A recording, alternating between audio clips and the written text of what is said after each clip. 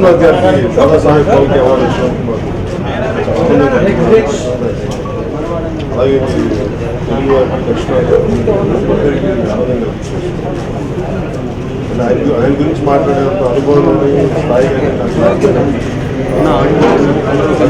ఆనందాన్ని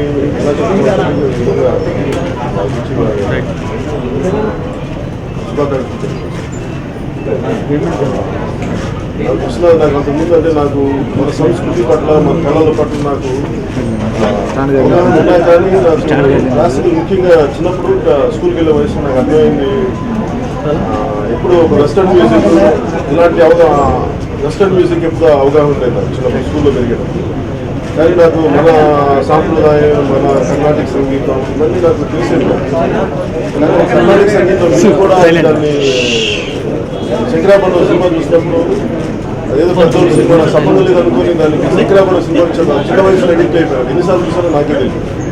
అలాంటి గొప్ప గొప్ప సినిమాలు తీసి అలాగే నాకు ఇష్టమైన సినిమా ఆయన తీసి శంకరాభరణం, స్వాతి, సప్తపది ఇలాంటి సినిమాలు.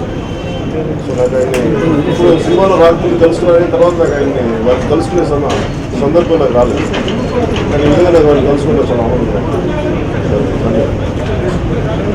అలాగే మేము దాదాసాహెబ్ ఫాల్కే అవార్డు వచ్చిన సందర్భంలో 5 మేము పైన అనుకున్నది తిరుగుతున్నా.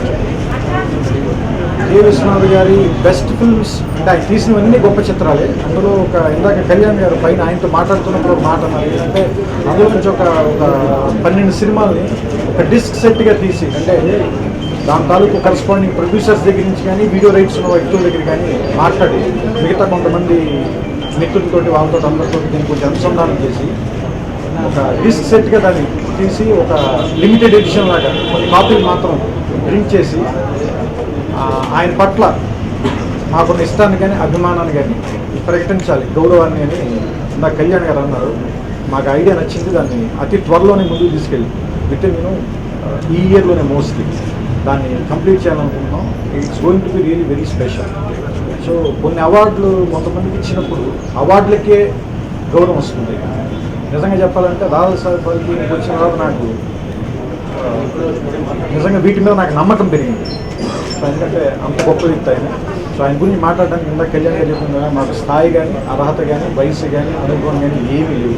కేవలం ఆయన పట్ల మాత్రం అభిమానం, గౌరవం మాత్రమే ఈ మాటలు మాట్లాడగలిగేసారు. నమస్కారం.